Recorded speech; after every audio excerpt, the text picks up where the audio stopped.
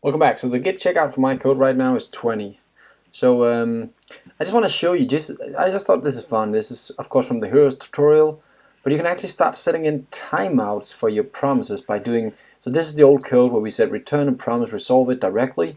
But if you want in your service to play around with timeouts, like how long time it'll take a response from the server, you can do return new promise, just creating a promise here, and then using the fat arrow here again, you can actually end up with a timeout inside the response. So I say wait 4 seconds, 4,000 milliseconds here before you actually resolve and return the user you just found. Just to show you what that will actually look like inside the code, let's try and log in here again with this new code. So I'm going to lbuilder and 1, 2, 3, and I'm going to sign in.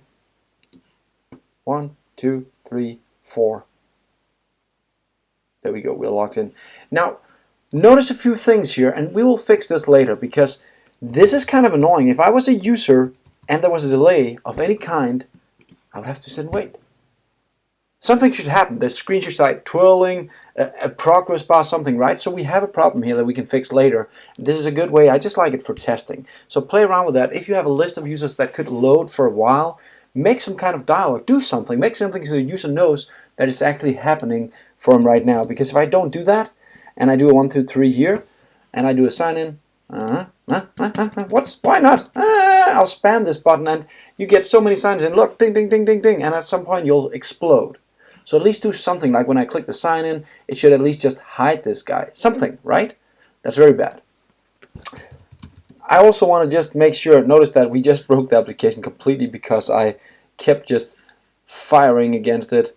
So let's just do a refresh here, and that was a cool error as well because I just kept firing against the application. We'll look at this later with actual testing of the application. I just want to show you that it's possible. What if we actually do a wrong sign-in?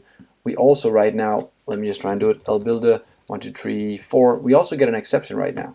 We need to fix that as well. So let's have a look at that exception. Now I want to show you this because in the console you can actually preserve the log. Notice it refreshes the log every time. Let's try and preserve it to see what actually happened here when I did a wrong password. I get an error. Cannot read property then of null. Okay, what's going on here? I'll show you.